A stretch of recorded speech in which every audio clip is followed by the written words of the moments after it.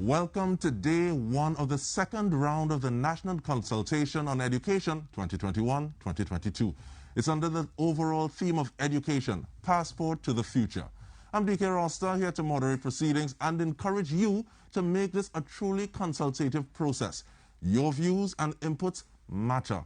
And before listing the ways that you can contribute to this national discussion, so you may want to grab pen and paper or another device to get that information, allow me to set the context of today's discussion. What has transpired before to get us to this point? The Ministry of Education hosted a national consultation on education in November 2020 to encourage public discussion on emerging issues in the education system. Special focus was placed on the conduct of the SEA and transition to secondary school, the Concordat, curricular reform, blended learning, teacher training and development, the role of parents or guardians in education, the role of the Teaching Service Commission. Recommendations came out of that process, including monitor and evaluate the training provided to teachers in the new online modalities, inclusion of the 21st century skills in the curriculum, develop a clear policy for the transition from primary to secondary school, develop a more equitable education system. Just before we begin our discussion, including you, we invite you to join the conversation. Post your comments and questions. Call us on 622-4010 to join us live, or WhatsApp us on 776-0440. We really ask that you tune in, weigh in, let your voice be heard in a clear, objective manner. This process is extremely important to the policy that will eventually emerge to guide education in Trinidad and Tobago, charting a course forward. It should ensure a transparently built course of action that has buy-in from all stakeholders, because we took part in its creation. Now, the panelists for this session under the specific theme, Equity in Quality Education, Dr. Talia Esnard and Professor Jerome Delisle. Dr. Talia Esnard is a sociologist and head, Department of Behavioral Sciences, Faculty of Social Sciences, the UWI St. Augustine campus. She was a former assistant professor within the Center of Education of the University of Trinidad and Tobago, where she taught within the Sociology, Social Studies program. Professor Jerome Delisle is a professor of educational leadership and current director of the School of Education, the University of the West Indies, St. Augustine, and the chair of the Campus Research Ethics Committee. His current research centers on measuring and intervening for system-level educational equity. His research includes exploration of key policy issues such as leading high-poverty schools in Trinidad and Tobago, marginalization of poor students in schooling, gendered achievement in the Caribbean, and the validity and impact of early selection and placement systems in the region. Welcome, Dr. Esnard. Welcome, Professor Delisle. And thank you for joining us on this timely discussion, Equity in Quality Education. And I want to start off with the obvious question. What does equity and quality education mean to you, Dr. Esnard? That's a very good question, and thanks for this. I think of equity as fairness, and when I think of fairness, it's really not a very straight understanding of what fairness is, but certainly I think fairness may mean different things to different persons based on where one is positioned. But if you think, and I often use this example to explain myself, if you think of two persons with different heights, and you have both of them trying to reach a mango tree, and there's one of them that is shorter than the other, you give them the same resources, the one that is shorter still can get access, right? But if you give different resources based on the needs of those persons, then you have an issue of fairness. But that still remains very subjective. Quality, on the other hand, it's really about standards. And again, is how do we define standards and what do we use to define standards? So it's really important that we take into consideration our contextual needs in speaking to both of these issues. Fairness, standards, context. How does that weigh in on you, Prof? I agree to a large extent. I think it's a very complex construct, this term equity. I think there's some consensus. The OECD has a definition which says that equity includes inclusion and fairness. Now, fairness is easy to understand. It means that you're not different because of gender or ethnicity. That is fairness. Or the gaps in performance, they're not large. But inclusion, I don't think Trinidadians fully understand that. That means that everybody is supposed to reach benchmarks at a certain level. So you can't have 50% as we do of your students not being able to read up to the expected standard at 15. That is also an aspect of equity. And just to talk about equity and quality, for many years we thought that it was not possible. If you had quality or excellence, you couldn't have equity. But we see systems in the world which can combine both. So those things are not mutually exclusive. No. So if you see, okay, well, it is not this, then what does it start to sort of look like? Equity. It means providing resources based on the needs of individuals. And Professor Delisle said it just now. If you look at age differences, gender, class, communities, every single one of those groups, they have specific needs. And we have to understand the vulnerability of those persons and respond to that in equitable ways. And I like the fact that you said there's some things that we're doing all right with, but at the same time, the gaps are larger in some spaces. What are some of those incremental steps you think that are needed, Professor Delisle? I think that's a good question. I think that will help the audience to understand. The first is what we call big terms, SES, but it's really poverty. So if your poor children are not doing well, then you have a problem with equity. And that is true, especially in Trinidad and Tobago, despite its advancement, and perhaps for the whole entire Latin American Caribbean region. That is something that we have to work on. Definitely, and we continue this conversation and also inviting you to weigh in. We're giving you the means and letting you know how it is you can weigh in. And we are speaking about equity in quality education with Dr. Talia Esnad and Professor Jerome Delisle. And factors, and you started to speak to it, both of you, in terms of factors. Someone might not be as tall to reach the mango as easily. Someone might not have the financial wherewithal. And leveling that playing field, even though people may never find themselves totally in the middle. What makes it easier for some of these things to happen? It's not as though we're going to have something that's homogenous. But what helps to level that playing field a little bit? That's a very deep question. Certainly, one of the issues is how do you provide support for those who are most vulnerable in the process.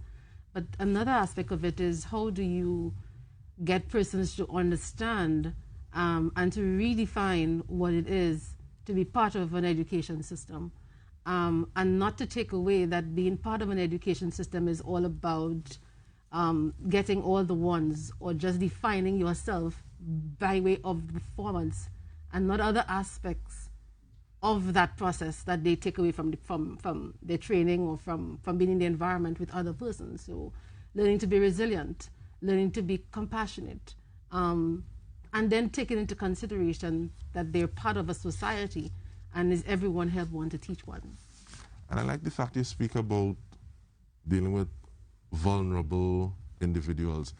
That begs the question, how do we articulate that? How is this person vulnerable versus that person? And this is something that you would have written to a little bit, Prof. So weigh in on this for me. How do we help to articulate, okay, well, this is the benchmark, this is the target area, this is the grouping that we need to address a little more? Yeah. Well, it's interesting. Sometimes we focus upon the individual, and we should. People are real. But what do we say about a country which concentrates poverty in a few schools? So, in fact, what you find in Trinidad, the poverty is concentrated in certain schools, and these schools do not do well. So, if you go to these schools, your future is bleak, and that's a very, very sad indictment on our system. We need to therefore give people the opportunity, not just individually, but give them the facilities, the support, as you said, to move forward. Do you think that has changed a little bit with the onset of the pandemic? And I ask that question because the pandemic has kind of peeled back certain layers. There's the conversation of what is essential, what is not essential, in terms of being able to think with your head, work with your hands, as opposed to just saying, okay, well, I'm just going to sit back and I'm necessary, and you have to give me my time in the sun. Do you think that has help to level that a little bit in terms of some of the offerings that you get from certain schools as opposed to other schools?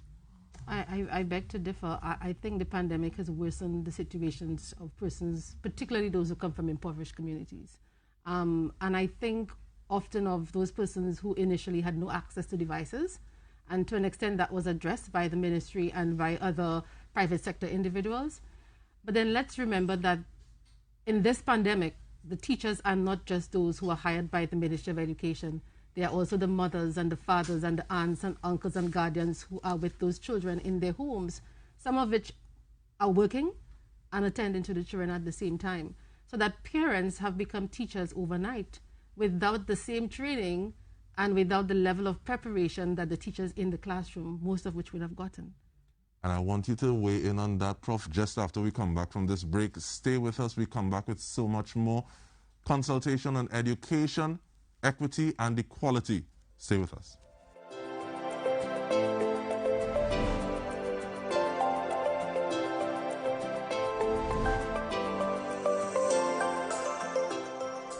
Our world has changed, and with every day, our children's future takes on a different shape.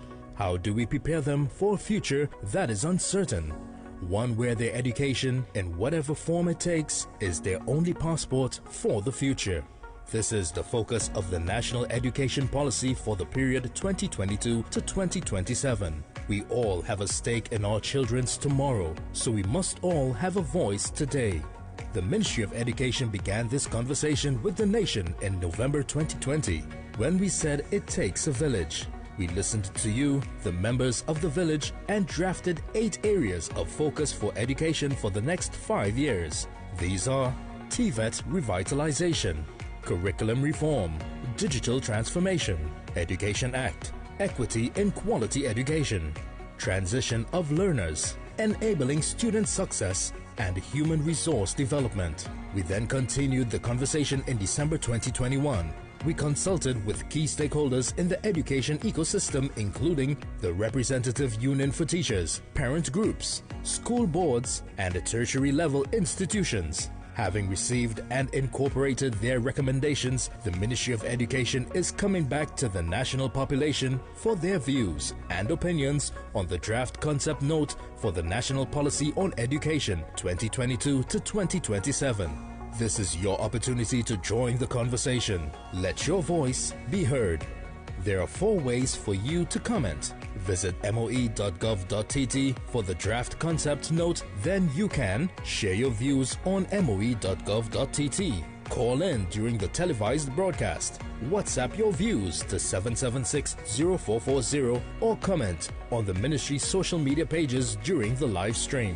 Visit the Ministry of Education social media pages for further details. Education is a passport for the future, and share your views and help our children take flight. Education is the passport to the future, and the Ministry of Education wants your views on how we can help our nation's children take flight. Join the conversation on the Education Policy 2022 to 2027 during the National Consultation, January 31st to February 9th, 2022. Check out the draft policy note on moe.gov.tt. Call in and share your views during the live broadcast on TTT. Comment during the live stream at TTT Live online or via WhatsApp at 776-0440. Visit the Ministry of Education social media pages for further details.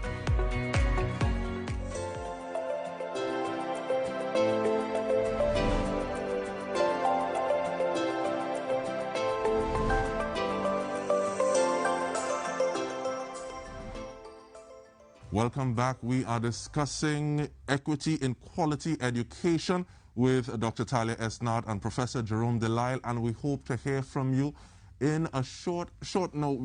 Dr. Esnard, you would have given your view in terms of looking at the fact that teachers now have a broader sort of definition. And I wanted to get your take on that, please, Professor, in terms of factors contributing to this disparity, but also where some of the ways that guardians, teachers, they come into the equation. Yeah, well, again, it's very, very complex. We've spent all our years in Trinidad and Tobago thinking about factors rather than thinking about how do we help the individuals in these schools. How do high poverty schools reach students? And there is a need to reach out to strategies. For example, I actually taught this last week about how do we deal with high poverty schools like in the Bova-Laventille region. We asked the students to look at the work of a woman called Joyce Epstein, and she's in Baltimore, and they're very poor, and she talked about family, community, school partnerships, reaching out so that the families and the communities become a part of the school, because right now I am not convinced that students in high poverty schools are following the program. They were absenting themselves before, and now it's just a device in a small room. They're not going to follow you. So what? You're going to waste 3-4 years? That's horrible for a country like this. And I really appreciate the fact that you speak of community, because I tell some people that I did well in spite of the school that I went to, whatever that school was, because of the community that I was a part of. And learning went on there. So in terms of looking at learning as something that happens outside of school walls, virtually, what are some of those factors or the strategies to break up some of those gaps and say, okay, well, let's address this problem? How do we look to do that, Doc? Are we talking about in terms of teaching our children to appreciate other forms of learning, or dealing with inequity? With inequity, in terms of, like, especially eliminating some of those gaps in the quality of education that you may find across varying schools. And Professor Delisle keeps on saying this tonight, and it's as real as we could be, that this is a very complex issue and a very complex question. And it revolves around so many things. The issue of leadership, for example, leadership in the schools, the preparation of the teachers, the level of motivation, the teacher morale. And I think that's something that we cannot ignore in terms of how do we get teachers who are in schools where the children in that particular socioeconomic group tend to sort of accumulate. And we have to get motivated teachers to engage in active sort of change within the children, within their own society. I think that we are so driven to complete the curriculum, and that has been a message taught and preached, and teachers are accountable to it, that very few of them could tell you that they have the time to teach other or anything other than what is in the curriculum. So teaching children to be resilient, teaching them to appreciate their community. And you said something very interesting. We learn every single moment of the day. When you're in the community farming, when you are driving on the road and you see something that teaches you a particular aspect of what is happening in your everyday life, we are learning. But we are not taught as a society to appreciate moments of learning. We see learning as something that is particular to the classroom. I believe that we need a mind shift. We need a paradigm shift, put it this way.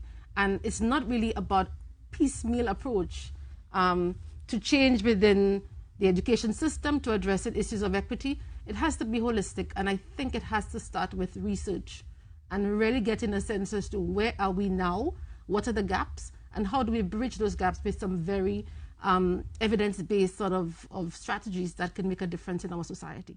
We cannot be ad hoc, and certainly we need to be very deliberate about how we go about it. And I throw that to you, and yes, we know, as has been said, it's a complex issue.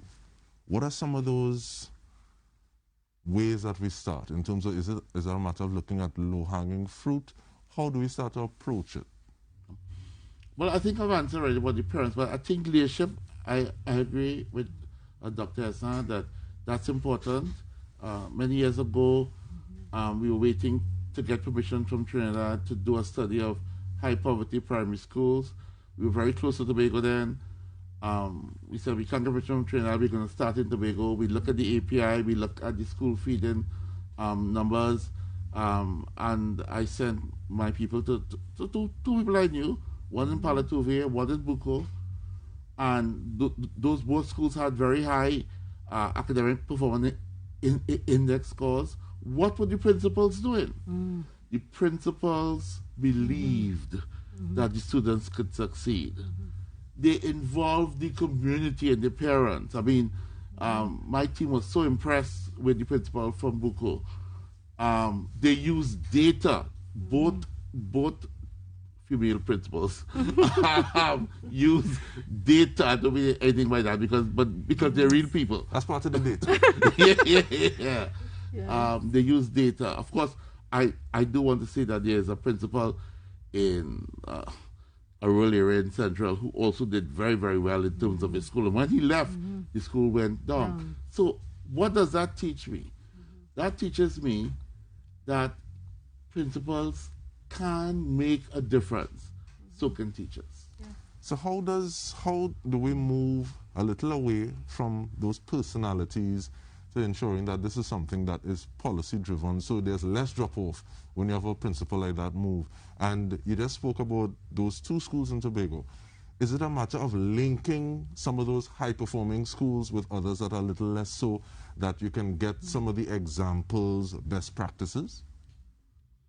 Interesting question. Now, people think our principals are not, they are quite good. They are equal to anybody in England, in Singapore. So in the case of the young lady who was in Palatuve, she went, she read all the books from Joyce Epstein. She understood how you use parental involvement as a lever to move the school, and then she built other strategies. Very systematic. You'll be shocked to see how systematic it was. And the principal from Buko was in a formal program then. She did, of course, a master's after. But she's using evidence-based strategies, as Styler said, to drive a school. The data-driven, we've talked about that. She's using it. He's saying, when you reach there, we are going to get here. The community was involved. I am so impressed. I mean, and I think that can happen all over the country. What's your thought on that, in terms of making those links to build capacity and have culturally relevant teaching? You know, when you asked that question, it reminded me of my days training teachers. And I've met a couple of teachers in training who were so innovative and creative with their pedagogic, their practices around delivery of the curriculum. And I thought, oh my God, how awesome is that? But that awesomeness is really captured to celebrate what some of those teachers are doing in the classroom. My point is, the teachers themselves have some of the answers. The principals have some of the answers. They're doing beautiful, very impactful work. And if we create an environment of collaboration and exchange, then those teachers and principals could share with each other what is happening in their own schools and in their own communities, and create an impact that resonates throughout the society, rather than keeping what is happening and what is working for them in their schools. So the environment of collaboration and exchange is critical. We need to create spaces for that collaboration to happen. And if we continue to work in silos and celebrate our wins in silos, then the impact does not radiate across the country. I like the fact that you actually speak of this pedagogical approach and profundity weigh in on this. If it resonates with me and I have more buy-in, I want to learn a little more. And is that something that we can take from ritualistic behavior and move it towards academic knowledge? How do we start to try to approach that? That's a hard question. Well, a good comment from Dr. Esther and a hard question from you. Thank you very much. In fact, what these people are doing is creating living theory. Now, they are basing their ideas from the book, but they are creating their own theory from the context. But I'm not going to be nice. What kind of country hides these stories under a bushel? And that's why I'm saying these stories public, or I've said otherwise. When I go, wherever I go, I learn about Scotland, Sweden. But why we don't know these stories? Somebody has to share those stories, because they are great principles. Great principles, and I really appreciate the fact that if we have something that is based in practical circumstance and we're able to apply academic knowledge to it or turn that into content that can stand the academic rigor, I think that holds us in a better stead. And that is actually one of the reasons that we're asking you to weigh in terms of having your view towards building in this here consultation while we speak about equity in quality education.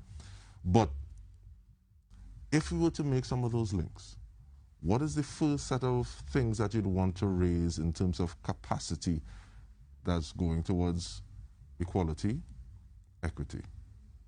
I think it's important to look at our stakeholders. Certainly, I think the voices of our parents, right now, especially in the pandemic, very critical.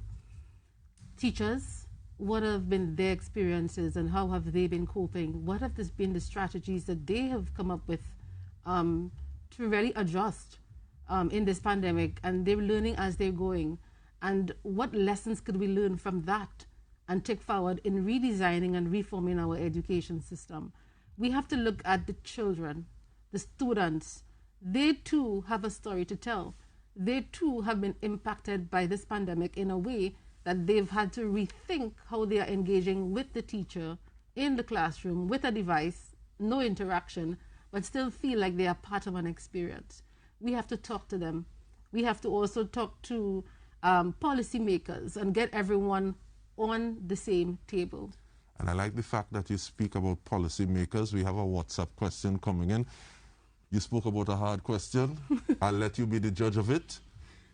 Is the first step of moving towards equity voiding the Concordat, if you want to do it from a legislative perspective?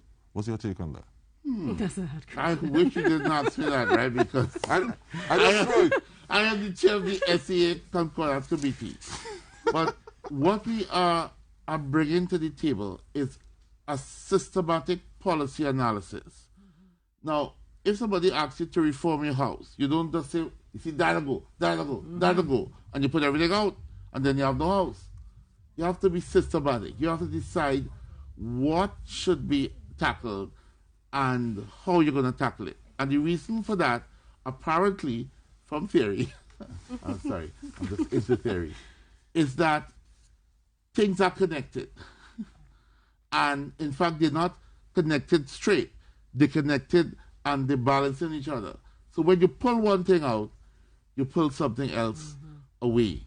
So you have to look at your system. You have to look at the data. The data that we are seeing in the committee is data that nobody else has seen. Of course, you will see when it's in the report. It's advanced data. And then you make decisions based on that. Let me just stop it at that. Get myself in trouble. I know sometimes we're always trying to choke a little fire, but we continue the conversation. When we return, we are speaking to Equity in Quality Education with Dr. Talia Esnard, as well as Professor Jerome Delisle. Stay with us. We return with more.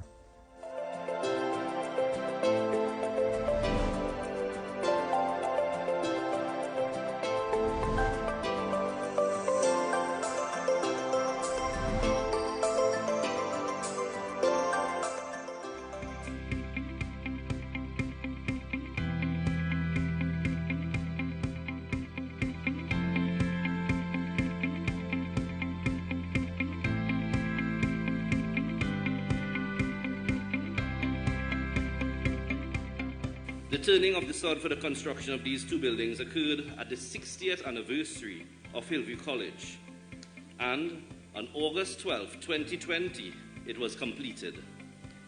The buildings will be used for the sixth form students as well as counseling area, which we know is quite needed right now in our schools. It will also serve as a teaching and learning resource center and a lecture theatre. I know that the principal, students and staff are looking forward to the use of the buildings whenever some sort of normalcy in children attending schools will return. On behalf of the Presbyterian Church of Trinidad and Tobago and the Presbyterian Primary Schools Board of Education, I thank the government and the Ministry of Education for the completion of the rebuilding of this school. The project started about 7 years ago, and despite many challenges along the way, it has come to fruition. It has been a stressful time for the principal and staff, parents, and students, during which they endured a fire that destroyed the administrative block, and classes were held in termite-ridden and less than acceptable classroom.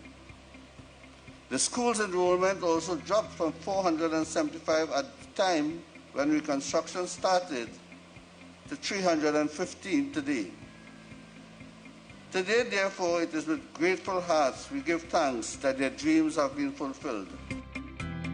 As a former teacher and educator, I can relate, understand, and appreciate the excitement and anticipation of new and improved facilities. St. Augustine Girls High School is a hallmark of academic excellence, and the last 70 years have proven this. I want to mention the role of the government in apportioning funding for education. I think it is extremely important to recognize that these are difficult times, and for funding to be able to be applied to these projects, it means that it is definitely a priority. This commissioning is very timely, and we've been at this for the last 2 weeks, doing 8 schools. Some new constructions, some like Hillview today, significant portions of the school have been added.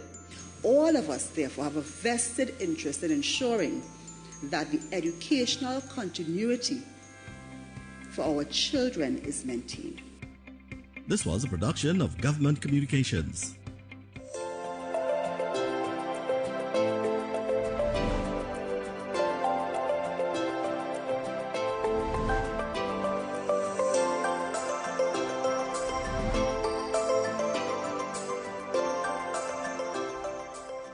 Welcome back. We are speaking to Equity in Quality Education with Dr. Talia Esnard and Professor Jerome Delisle. And I want to go back to making bridges between schools. This school has a history. They have best practice. You can see the results. They have capacity in this. Linking with a school who has a high capacity in something else to make sure that the products, the cohorts, do better for Trinidad and Tobago.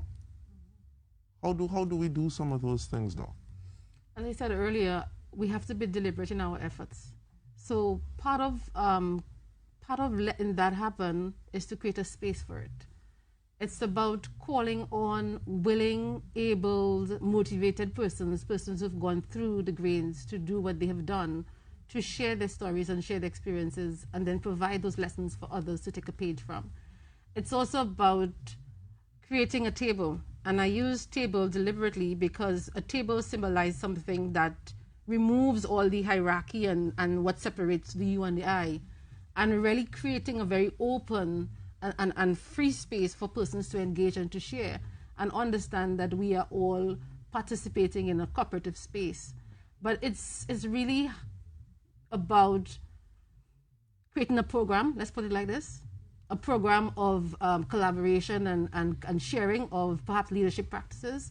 It could be a program about how teachers and principals share their ideas on dealing with vulnerable children. Or it could be simply about how they engage the community to really bring in that added resource to create a stronger sort of sense of self among the children that they are within the classroom. And it's really about being strategic, let's put it this way, creating programs to allow that strategy to unfold in a way that is meaningful to the stakeholders that you're looking at. And then once you create that space for the conversation, everything unfolds from there. And where do we start that strategy, though? Because yes, it might be well and good to say we're sitting on at a table, but a sticking point might be, whose table? You ought to come by me. I like how my table looking. I don't like where your table is. Where do we start that? How do we have that start, Prof? Yeah. But I understand what you're saying about the schools working together. But again, the ministry just takes an idea and doesn't pilot it, but telling us that it's going to work. And the ideas that they throw out are, in fact, differentiated in different countries. So let's start this. In England, there's a school network circle. so that some schools are in clusters and they work in what we call a network. Fine.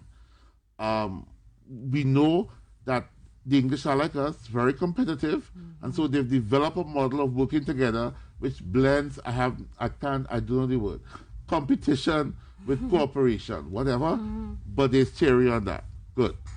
So we know in competitive societies there's some difficulty. In China, what they do is to take people who are experienced, who have proven to be good principals, they will go in a group and they will work with a school. That's the same thing. That's the same idea. Here you have the people who were there before, and they come in and they sit and they guide new people. And in Scotland, the advisors, what we call it the curriculum officers, the supervisors, the advisors are the ones who go out and they work with schools. So which of these models will work in Trinidad? I have no idea. But you must start sometime. You can't keep talking about things. So let's pick up a book and talk about things. Do it. So you think it's a matter of starting to zone some of those efforts before moving outward? Because I get the idea from you, if I'm correct, that one, a start needs to happen. Two, before something is scaled up and said, okay, well, this will work, there needs to be a trial run first. And actually, you use the correct word. Scaled up. So we call it scaling. You start small, you see if it works, you fix it, you tinker it, and then you call you do what we call scale up. It's actual terminology taken from health. Yeah, start. Don't keep trying these things out first. The world must end sometime. But even in terms of equity, we have a question coming in about being parents or guardians being able to see SEA scripts, which would allow for a better sense of querying, as opposed to, I know my child. They would do better than this. So what do you all think about that?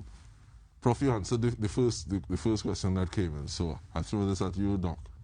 Interesting. So my immediate thought based on the question is, what is the value in seeing the script?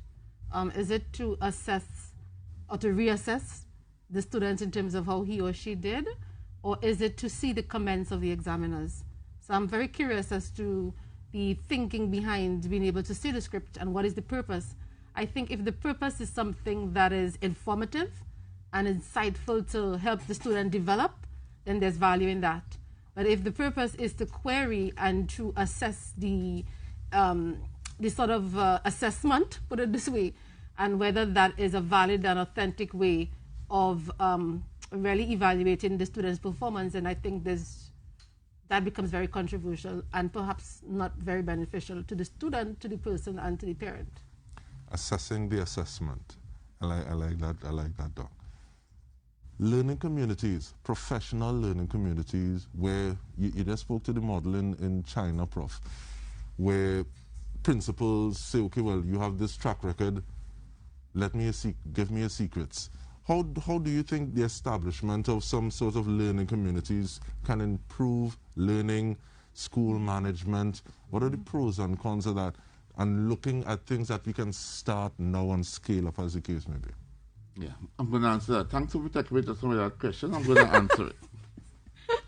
I have read every single word. I'm so ashamed to say that, from the 2020 consultations. We actually put it in the computer so we code it, and so I can see. And I knew that was an issue. I've seen it, and it represents the lack of trust that we have in public agencies, and I understand that.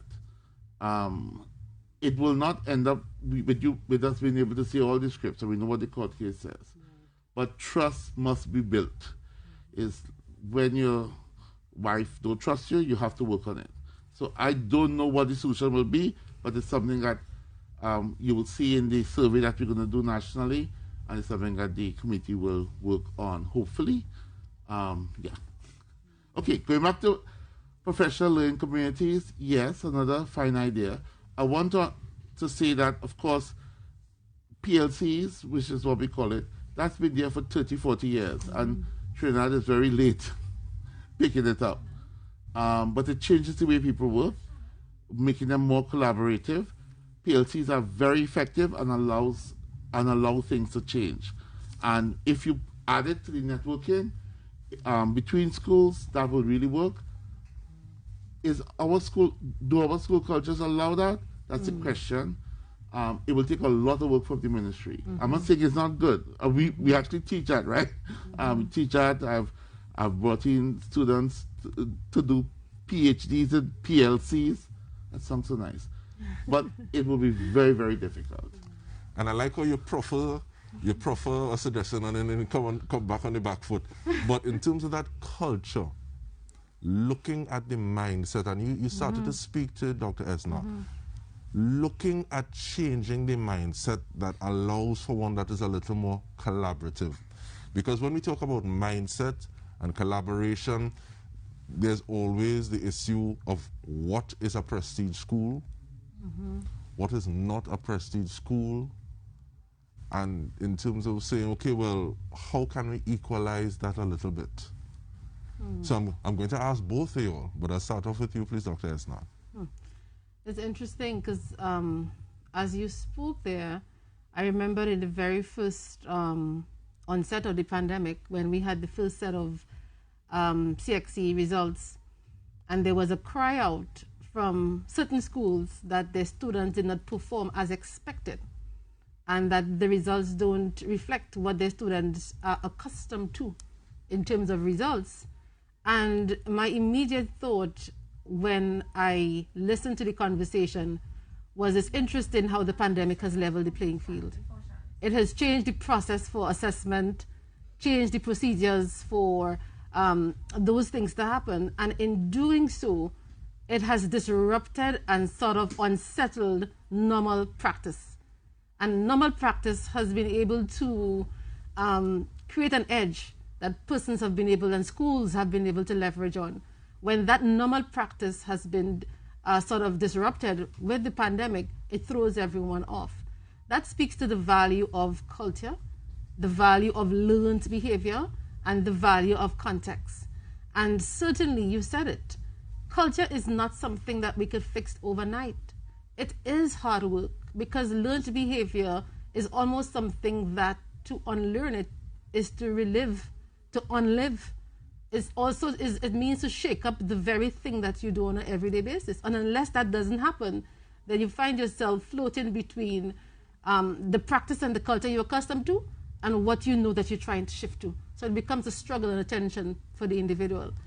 It's not an easy feat, but I think if the ministry is serious about changing the mindsets of its stakeholders, its institutions, the schools, then the work has to be put in. It's going to be a long haul, but commitment is important. And so, not just from the ministry's perspective, but from the teachers, the foot soldiers who are in the classroom every day working to make that change. That's very important. I remember somebody to talk to me about cultural confidence, and what I think I'm getting from you, Dr. Esnot, is that it's almost as though we have to be so confident within ourselves that we are willing to interrogate things that exist, see what serves us, what doesn't, and how we can make those tweaks. But in terms of those tweaks, Professor Delisle, how do we leverage the disruption of the pandemic to help start to change that mindset? That's a good question. Okay, well, that's a good question. And I'll take the other question that you asked,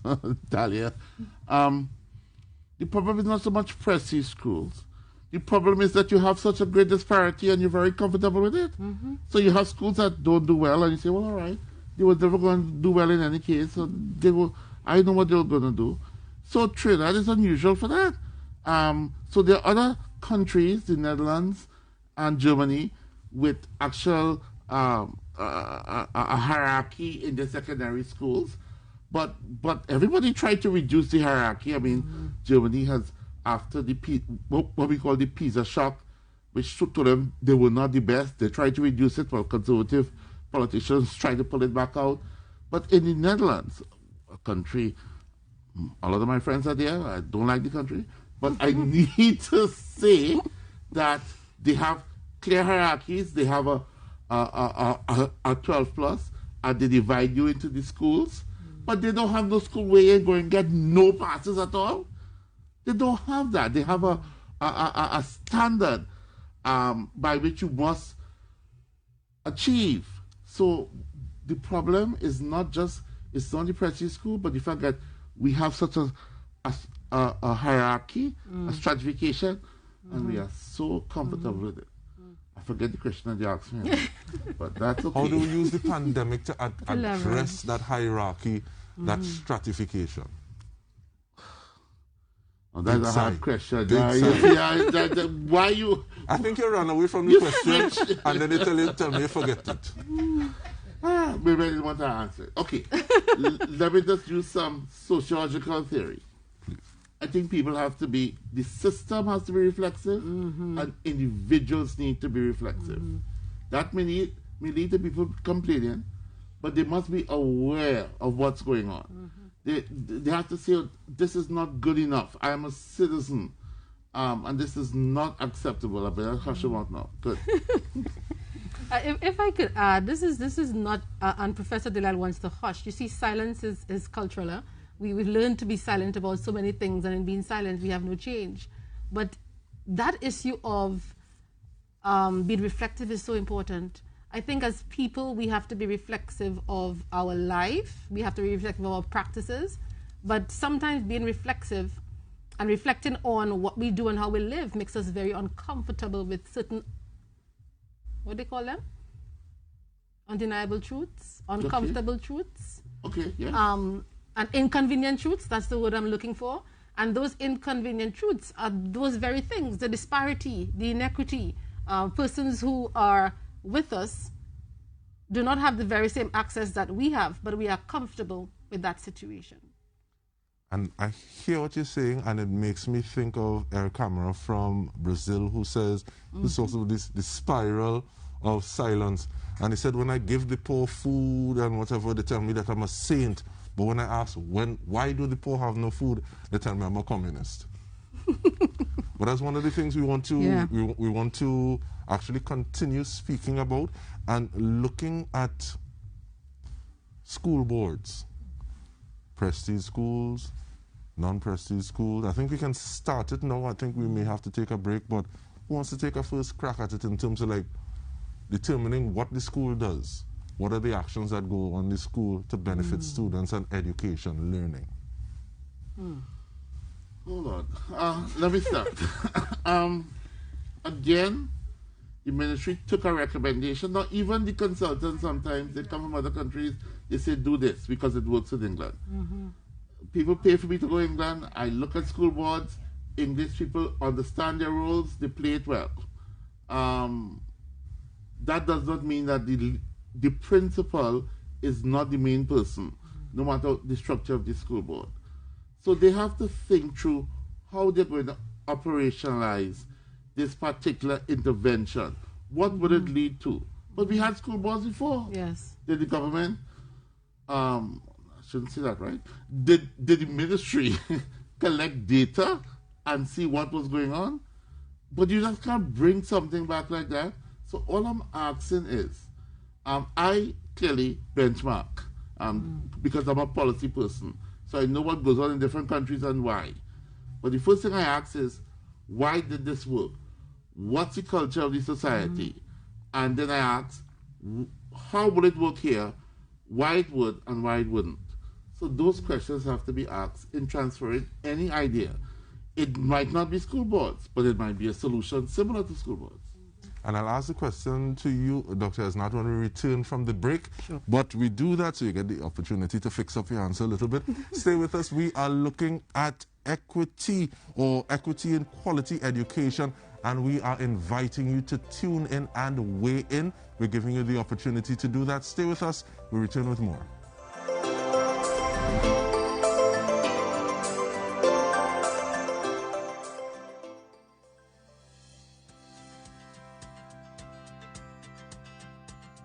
On Thursday, 1st July 2021, Dr. the Honorable Nyan Gatsby Dolly, Minister of Education, visited the Tranquility Government Primary School to ensure that all was ready for the 2021 secondary entrance assessment. 19,651 students nationwide wrote the examination under strict COVID-19 health protocols. Schools are in a full state of preparedness for the exam. The children are out They have all of their protocols in place for entry in terms of health and safety. The spacing in terms of how they've laid out the desks and the chairs, that is in order and in line with the health regulations. The children seem to be quite excited and happy to be out today to do their examination, the parents as well. And so, of course, we at the ministry are very happy to be able to have this exam happen today. It's been an uncertain time for our students. They have not been in school since March of 2020, and so we are very happy to be able to do that. I want to thank the staff at the ministry. SEA is a huge undertaking. It's a mammoth task, and in this environment, it was a lot more difficult, and I want to thank the staff for doing what was necessary to bring us to this point. And of course, the teachers, the parents, the students themselves for showing the resilience and ensuring that we can have the exam go off today. Well, the ministry's decision to reopen and how we reopen will be defined by our health circumstances, and so we take the guidance of the Ministry of Health. However, we have already started our discussions with stakeholders to bring together a guideline document such as we had for 2020-21 so that we can look at the possible reopening in terms of a physical sense, which is what we intend to get to. The Prime Minister has spoken very clearly on his hopes that this will happen. So we are working with that in mind to look at a guideline document that envisages a physical reopening in some sort, September. This message brought to you by the Office of the Prime Minister, Communications.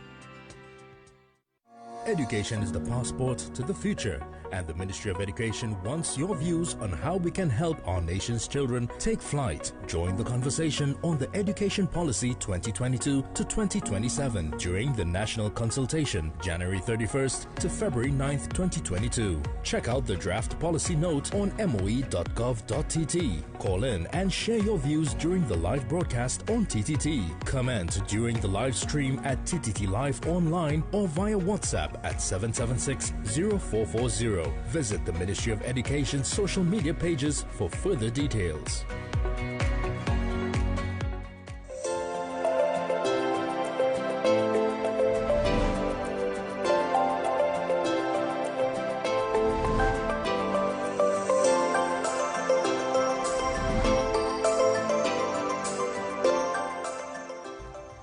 Welcome back. We are discussing equity and quality education with Dr. Talia Esnad and Professor Jerome Delisle. And I wonder sometimes, is it a matter of saying, okay, well, if we're talking about equity, equality, it's because there's something that has sparked a protest. You have somebody shouting, "Oh, you're too wicked." But being able to bring the conversation from that especially combative sort of realm to a manner that we can deal with it in a policy sort of framework. Saying you love benchmarks, Prof, in terms of says, what is the information? What are other people doing? Looking at best practices. Is it that we're approaching the conversation from the wrong place, or how do we look to approach the conversation a little better? Yeah, I think, again, well, it's my turn, right? I wondered about that. Just so I summarized the work of Margaret Archer, who is a sociologist, Dr. Esnad, who talked about the reflexive. And her work, her PhD many years ago, was on the system in England compared with the system in France. And she noted the difference. And she looked at the impact of history. But I think, too, she looked at the impact of what she calls agency. Well, so many words are so hard, best not think about it, morphogenesis or whatever.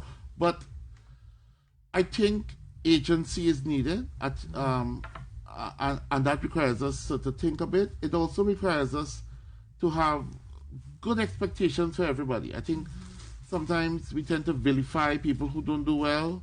We tend to vilify schools who do well.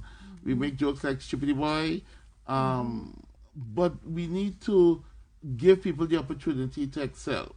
More students can succeed. Give them the opportunity, and that mindset, I think, is so important.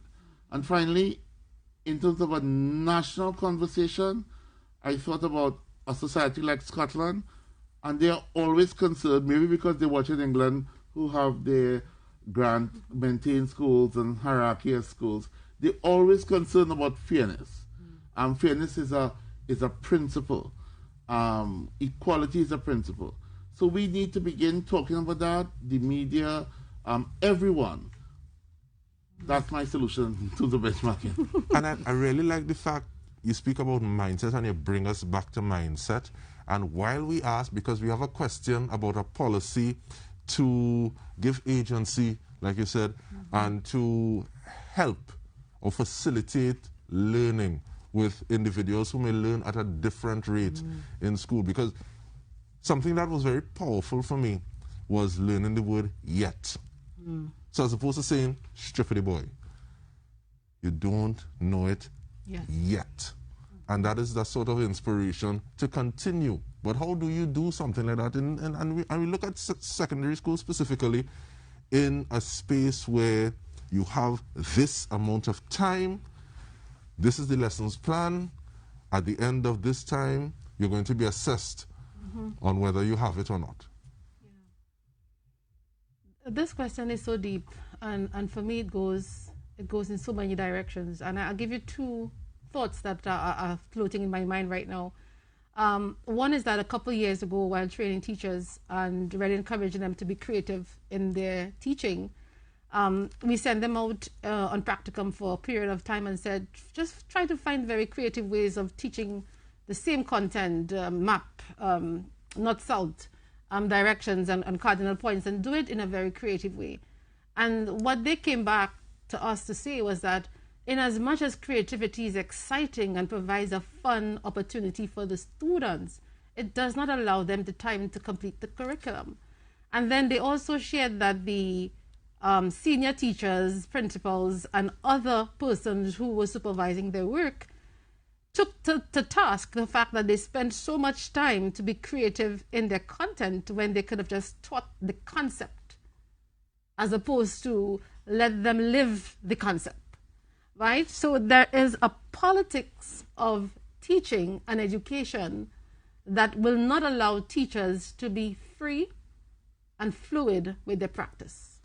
But do you see the content that was taught creatively and was grabbed by the children, learned and embedded in them in a manner that pushes back a little bit in terms of just saying, okay, we're going to give you meat and potato, fish and chips, you spoke about England. So advance the cause of being able to teach this curriculum in a manner that engages the people who are supposed to be learning more? Oh yes, the results of that were remarkable, quite impressive. And we saw a shift.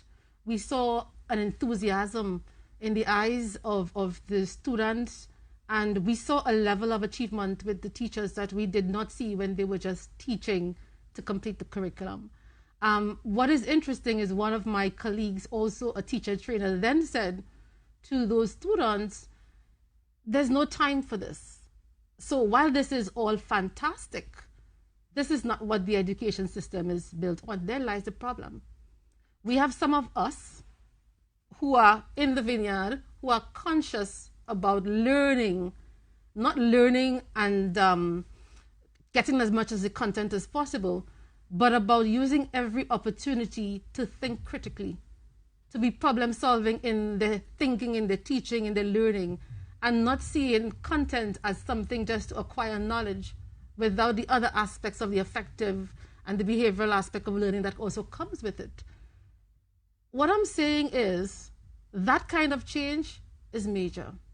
And if we are to change the education system to align with what we are speaking here this evening, to introduce a different level of quality and to speak to equity in a meaningful way, the system has to be disrupted.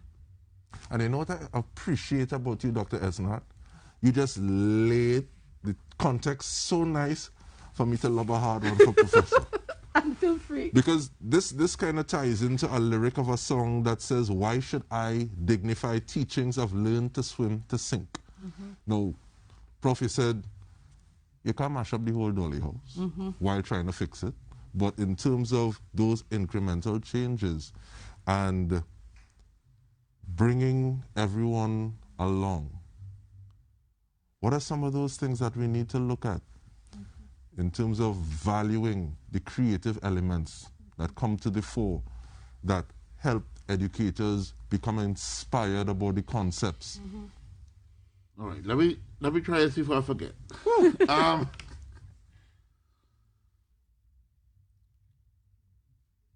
I spent most of my life studying the 11 plus, blaming the exam for everything I could think of. And then I went to Singapore, and they have a primary school exam, 11 plus, but they don't teach like us. They do what Tally says, that the teaching, I mean, well, okay, we're not even talking about Singapore maths, which involves manipulatives. But even the common teaching, the way science is taught, involves activities. So, is it the exam causing that? Correct. Or the practice. Or is it that we ourselves are the creators? Are we the creators, or are we the recreators? It's so hard to get away from our past. That's how the colonials taught us. And people were separated because you don't understand what am I teaching on the board? You could follow? No, but some people could. And they were the ones who did well and move on.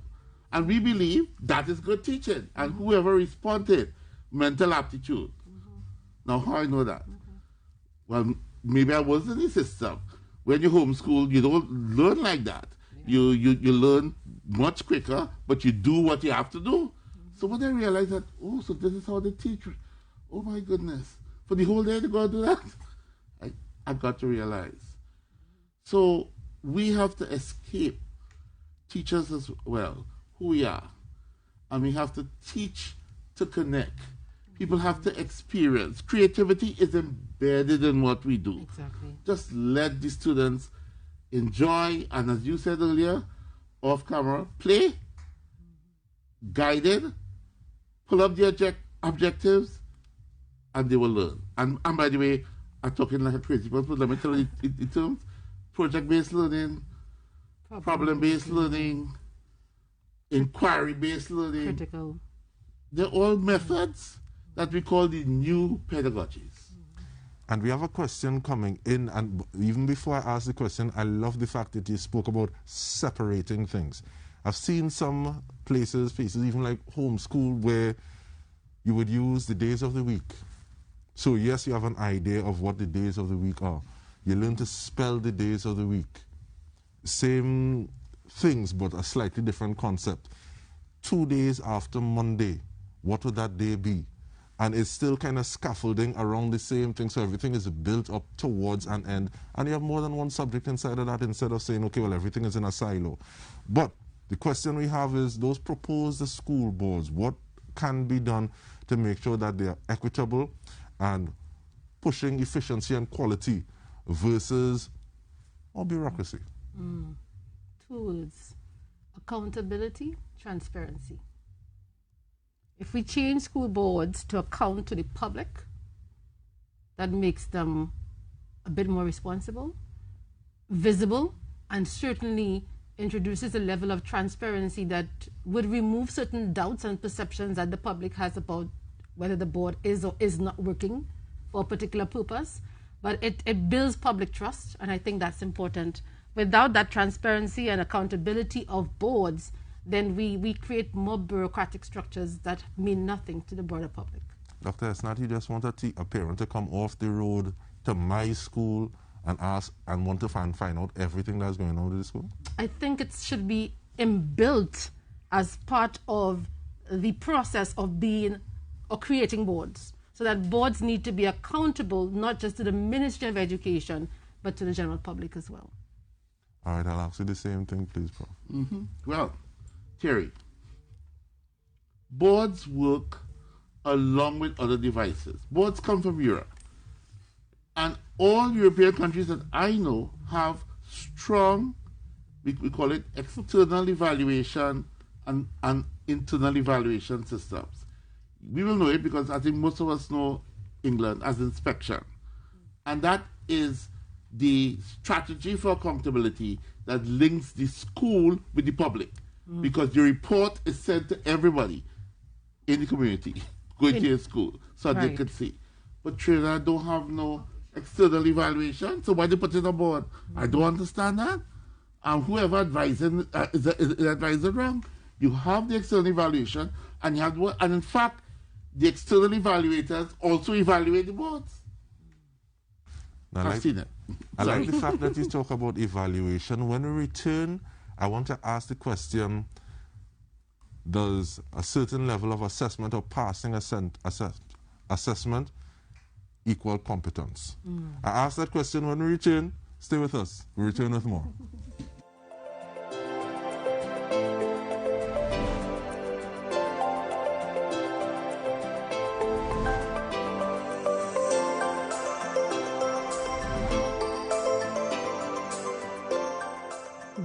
Book and Copyright Day is observed on April 23rd by the United Nations to highlight the magical powers of books. Here in Trinidad and Tobago, a magical 4-year-old was recognized by the Ministry of Education. My name is Corinne Clark and I am from Trinidad and Tobago. Corinne presented a magical idea to her mother, Dion Clark, who was enchanted but didn't realize Corinne's power. She came and she said to me that she wanted to write a book. Now, it's not that I didn't think she was capable of writing a book, but I really didn't pay much attention to her. And she kept saying it until eventually I guess she got fed up of asking me and not getting the responses that she wanted. And she just started to write, and she kept going on, and she just writing until the 3rd or 4th day, she showed me the book that she was writing in, and I called my husband. I was like, Ron, look at this, because she had the name of the book, she had the format, just how it is in the book that's actually published. That's how she had it. Little Corinne chose to share her world and her message with other children across the planet. Okay, so this book is about all my talent and all the fun things I do with my family.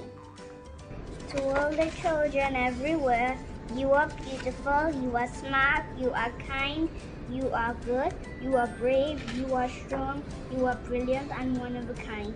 You are important. For all my friends.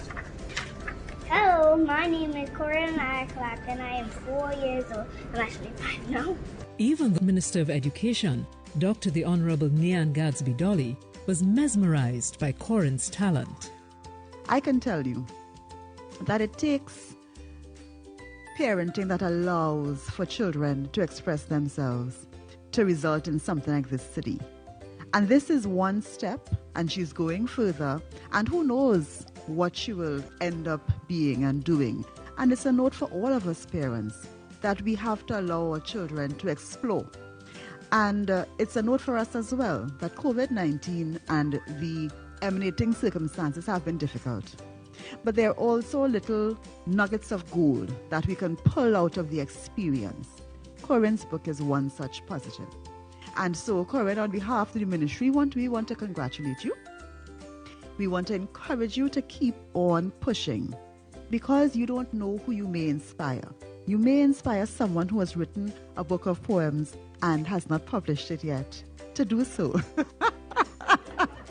And so, Corinne's mummy made a proclamation to all mummies across the land. Really listen to children, pay attention to their interests, because they show us from very early on who they are and who they could be. The Chronicles of Corinne, 7 Days of Fun, a book written by 4-year-old author Corinne Anaya Clark, is available at bookstores across the nation. This was a production of the Office of the Prime Minister, Communications.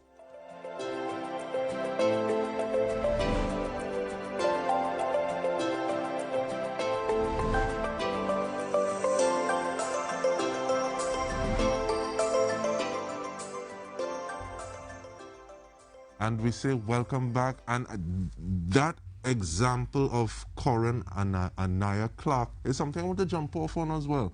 Because there may be individuals who have an idea, they have a bit of inspiration, but where does this enabling environment come from? And can it come in a manner that is equitable and inspires quality in our education system? Very deep question. Very, very, very deep question. And while we were offset just a minute ago, we were just sharing something. And one of the things that I believe very strongly, that we are a people who live a history of trauma. And that historical trauma has left scars. And one of the scars that it has left is not having that confidence in ourselves as people to become something different to what people tell us that we could become. And that child, that Corinne right there, tells me that she's been supported by someone, something that drives a different vision and hope for the future that the average child in the school does not have. And because we, again, I say this, are so driven to complete the curriculum, we forget the important change that we make in the lives of children by giving them hope, by inspiring them to be somebody, to do something different, and to defy all odds that are there for them in the system. That requires a motivated teacher. That requires a Ministry of Education that motivates the teachers. And that requires a fundamental shift in our philosophy of what education is all about.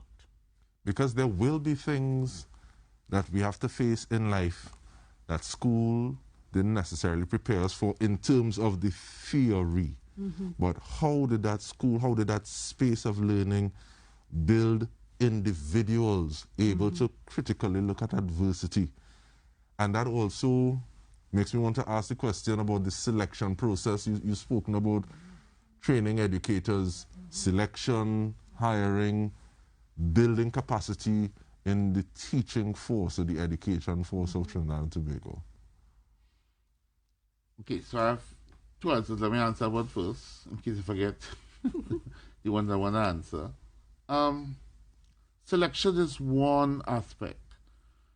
If we look at the current, we think it's the best system involving teachers. That would unfortunately be Singapore again. And their university, their ministry, and the Institute for Education, they all link tightly together with people moving through it. So people have a range of experiences. Teachers are selected, yes. There is criteria for selecting teachers, and the best are selected. But also they have induction and continuous professional learning for teachers. It's a very structured system. So that is something that we need to understand. Yes, the selection is important, but the other aspects we don't have right now. So how do teachers learn? We're talking about coming to university and doing a course and getting pressure from me. We're talking about just learning. There is no system like that. Do we encourage people to continue building? And maybe that is the part. That's why when I see in Singapore people trying out things and in the classrooms with their hands, because they've taught it. Actually, the schools that we went, both principals were actually going on, I'm not saying that we should have sabbaticals. They were going on sabbaticals. And their sabbaticals, because it was a school doing very well, was outside the country. So they were going to see another system so they could learn. I don't know if we could reach that, but I'm just saying we have to provide the opportunities for teachers to learn. I'm not saying Singapore is better than us. I'm saying that they are afraid of what they have in terms of the resources and the future. Who's the they? Singapore. What is the future? Where would the future leave them? I'm saying that we have, so we say we cherish creativity, just as you mentioned. And we are a creative people, wonderfully creative. Shouldn't that be a national goal? And if creativity is a national goal, it will impinge upon teaching the way that we just saw in the advertisement. That's the second point. And who is checking on teachers' performance to help drive this whole thing forward? You spoke about accountability when I asked about the school boards, but who's looking at it from a manner that's saying, okay, well, yes, this is working. No, this can be improved upon. Who bears that responsibility? Can I rephrase the question? I want to ask, what are they being accounted? What are they accounting to? what are they accountable for? And in my mind, it will be the performance of their children. So if we are in a high-stake testing environment where we thrive on creating healthy competition in the classroom, then moving in that direction is not going to happen. It's about a balance between performance and creating other type of competencies, emotional competencies and social competencies, and creating healthy well-beings among our children. That kind of accountability, that kind of assessment, I'm not sure that it exists and it is structured in a way that teachers are assessing the classroom. They are accountable for how many passes that they have on the examination. That's it. And sadly, this is before the pandemic. Where do children with disabilities figure into the conversation of equity, fairness, equality? As a sociologist, I would say that they are still not in the conversation. And I say this because and Professor Delisle said it earlier on, when we think about inclusion, we still do not think about persons with disability in an inclusive way. So you still hear the words, even special. When you say that this is a special person, that word special has a negative connotation to it. So he's special because that person has a mental cognitive disability, so he's special. So special, which is supposed to celebrate something and recognize the status of the individual, is twisted in a way to connotate less than, not able to, and therefore not deserving to be among the rest. So that what I'm saying is, while there's an attempt to include persons with disability in our school system at a broader level, at a societal level, we have not begun to rethink the way we see disability. They are still treated in a way where disability means that they are less of. And as long as that exists at a societal level, then the school system is not going to realize the results around including persons with disability. And I ask you to jump in on this, Prof, because sometimes I think even if we think we're being inclusive, we're still operating from some blind spots. I've seen spaces that have been carved onto sidewalks for people to get up, either visually impaired or using a wheelchair, but at the same time, they're still about 3 inches from that gradation to the road. So there's still blind spots, I guess, pun intended. So how do we look to remove some of those blind spots and become a little more inclusive? I think we have to grow. One of the good points about the Ministry of Education is it's a very powerful student support services unit, and they are doing good work. When Professor Conrad was here, he launched the Inclusive School Project, and we hope that will continue. We pray it will continue. You should know that I understand why Trinidadians are a little afraid of people that, I don't even like to use that word, I don't want to say anybody special. But remember again, those colonial patterns come up. We laugh at those people who are different, and that's quite sad, all right? I'm saying it's sad, and we need to stop that. Our faculty is totally focused on inclusion. We have reading programs coming up. We have special programs. We have a PEDEC. We have a clinic that people could walk in and get a child tested in anything that they think, any disability that they have. So we have been trying, well, of course, not we have, but the principal, Professor Copeland, and our dean, Dr. Cato, they've supported that. So we have those facilities now. But this is a university. It should be available to everybody, and not just for concessions to SE, although we need that money. So, we need that contract.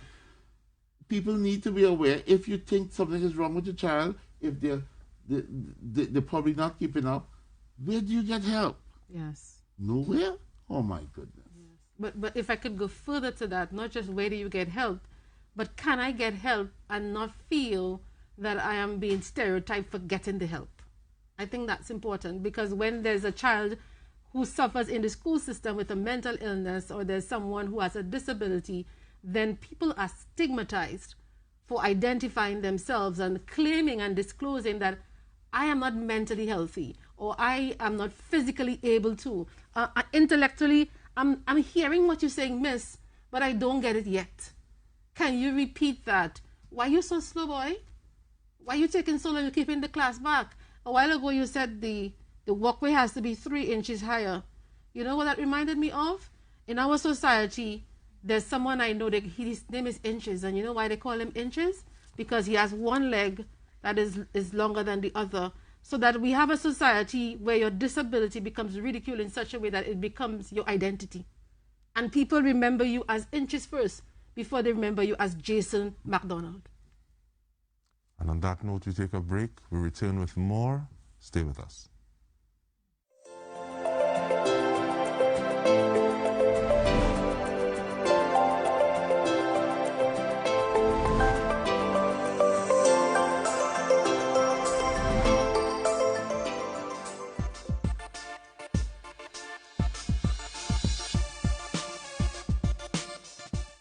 The government of the Republic of Trinidad and Tobago has made a $50 million investment in the nation's future.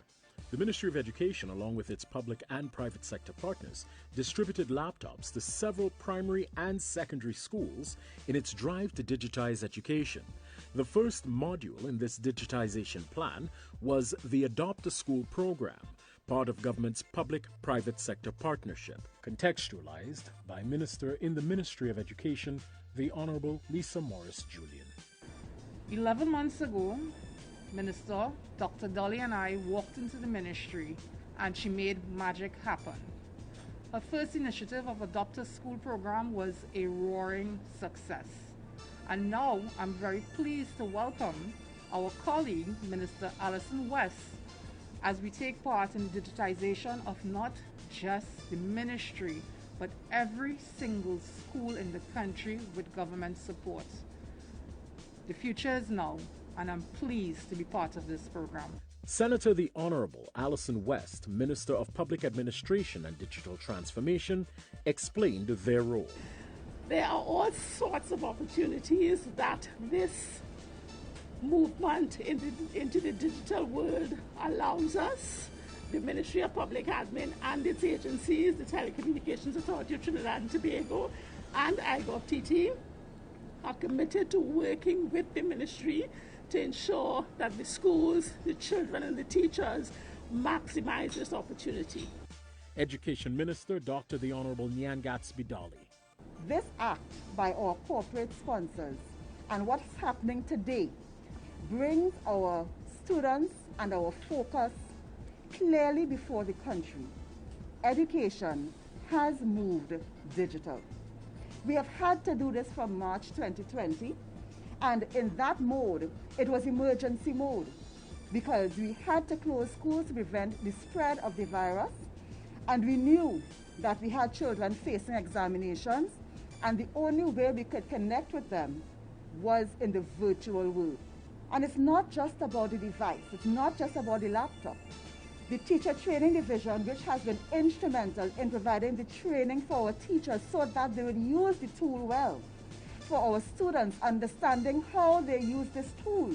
When we speak about the optimization of our school learning management system, when we speak about the procurement of ebooks, when we speak about dealing with the learning loss in math and grammar through the provision of a service online, when we speak about digitizing all of our school records, we speak about that not in the far distance, we speak about it now.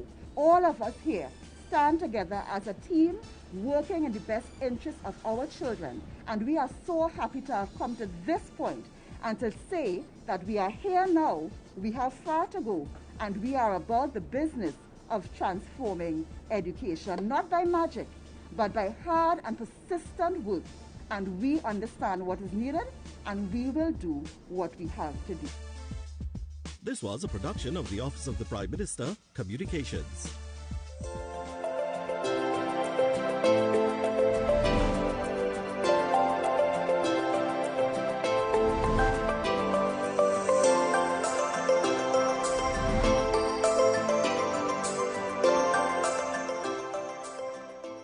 And we are on the last legs of this conversation, National Consultation on Education 2021 to 2022. This topic looking at equity in quality education with Dr. Talia Esnard and Professor Jerome Delisle. So I want to start off with some closing comments, please, in the 4 minutes that we have. So I'll go with you, please, Doc. Yes, I think I would like to close by saying equity is not a conversation that happens on an everyday basis in our society. I think we have become comfortable with inequity. We are comfortable with not acknowledging difference and not being tolerant or accepting of difference. And because those conversations are not part of our everyday lives, we are not addressing those issues in a meaningful way for our society to grow. And while we may want to take the lessons, as Professor Delisle says, and use benchmarking from other societies, I am a bit more cautious. And I remember a statement by Lloyd Best, who said that when we import knowledge from the West, we import a level of ignorance in our society. It's not that there's ignorance in adopting those lessons, but I think when we ignore the very specific nuances of our society and take in other modules and other sort of approaches to our system that are not suited for the context that we are adapting those particular lessons and programs, we run the risk of adopting things and structures that may not necessarily work. And we've had many lessons and instances where that has happened. So I urge for caution in looking at benchmarking, and I'm really making a case for juxtaposing the lessons learned from other societies against those that have been learned from our own, but for which have not received the visibility that they need to. And thank you so much. And I guess that also goes back to the conversation that we were having of knowledge of self, so that you're able to say, okay, well, this works, and that doesn't work, so I discard it. Mommy say pick sense from nonsense. But Professor Delisle. Yeah. Well, just address that. I think that's what we call it now, intelligent benchmarking. So when Singapore steals something, and they steal a lot, well, it's stealing. Let's take formative assessment. Formative assessment, William and Black, the English. But when Singapore takes formative assessment, it crafts it in a way for their society, and we can understand. But we need to forget the West and go to Latin America. We can think about Chile. And Chile's system was going much as the way, in terms of inequity, of Argentina. And Pinochet, who's a very bad man, realized that that would cause a disparity in this country.